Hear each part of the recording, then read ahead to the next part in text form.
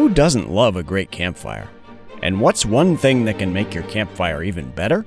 That's right, a delicious fire-roasted hot dog.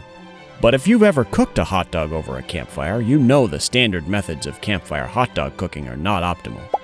First, you can't just hold the hot dog over the campfire with your hand and cook it, because that's going to cook your fingers as well. Youch!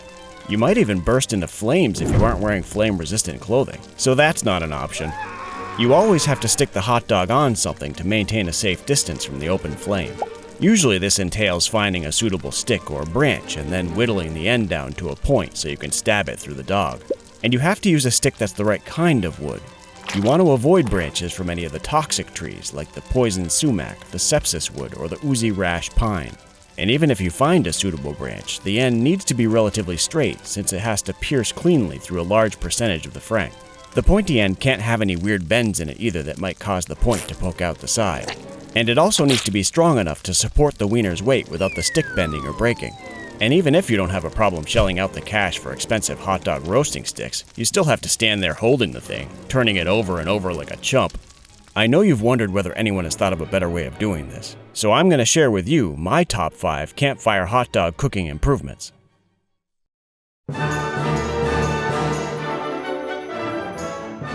Number 1. Cordless Drill. You're still going to need a pointed stick like you would for normal campfire cooking, but this removes the need to constantly hand rotate the frank to make sure it cooks evenly. Simply take your hot dog cooking stick and lock the handle end into the chuck of the cordless drill. Most chucks will accommodate the end of a normal hot dog cooking stick, so simply open it up and lock it in. You still have to hold it out over the fire, but by automating the rotation, it allows you to relax a little since you don't have to constantly spin the thing by hand.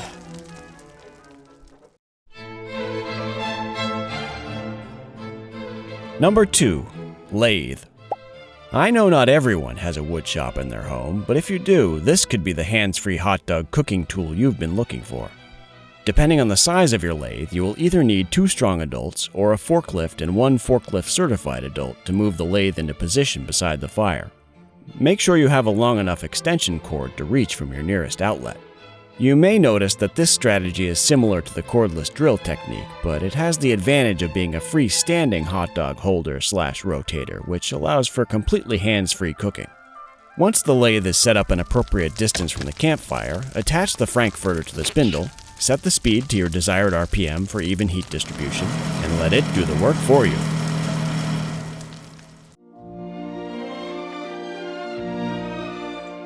Number 3. Music box. The hot dog cooking abilities of this one might not be obvious if you've never considered this option. Not everyone has one of these readily available, but if you have a daughter or if you are a little girl, this is an option that can be quite effective. Simply open the lid and push the dancing ballerina into the hot dog until it reaches the bottom of her point shoes. If done correctly, it should look as though she's in full costume for a Broadway production of Hot Dog Lake or the Frankfurter Suite.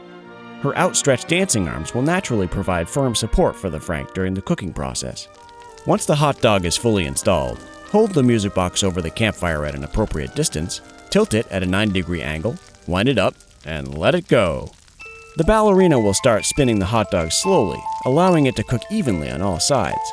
It will also produce a beautiful melody while the dog spins and cooks.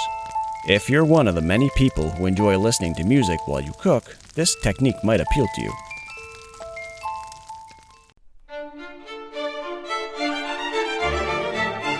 Number 5. Record player. This works on the same basic principle as the music box technique, but it has some unique advantages and disadvantages. One disadvantage is that this isn't cordless like the music box, so you will need to attach this to an extension cord long enough to reach the nearest power supply. This means if you happen to be at a campsite with no power access, you won't be able to use this technique. The advantage here is that this will allow you to play a much greater variety of music when compared to a music box, which can usually only play a single song. With the record player, you're limited only by the extent of your record collection, though you might not want to play your most precious or rare records during cooking since hot dog grease will be likely to drip down the spindle onto the spinning LP. Don't forget to purchase a spindle lengthening attachment also, as most standard record player spindles aren't long enough to support even a regular length hot dog, let alone a foot long. However, the standard length spindle will still allow you to cook Vienna sausage or cocktail weenies.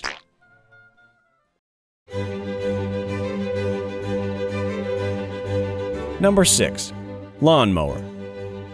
Using this common yard machine for campfire hot dog cooking may not have occurred to you, but it can be surprisingly useful in this role. It will require some additional upfront work. You'll need to dig your fire pit below ground level at least a couple feet to give your mower deck enough clearance over the open flame. Once you've completed your setup, however, this ends up being one of the more efficient cooking methods available to the average homeowner, since the wide mower blades allow for multiple hot dogs to be cooked at once. Simply strap the desired quantity of wieners to the mower blades using thin kitchen-grade cooking wire. Then, position the mower over the fire pit and pull the starter cord until the engine turns over. The mower blades will begin to spin, rotating the hot dogs over the campfire, facilitating even cooking. If desired, halfway through cooking you can detach, flip, and reattach the dogs, though this isn't strictly necessary. This is because once the metal mower blades have reached cooking temperature, they act similarly to a frying pan or griddle, with the open flame cooking one side of the dogs and the heated metal of the mower blade cooking the other. Additionally, if you own an older lawnmower, this can impart subtle grassy and gas engine-y notes to the finished dogs, which can add a delightful flavor complexity to your campsite meal.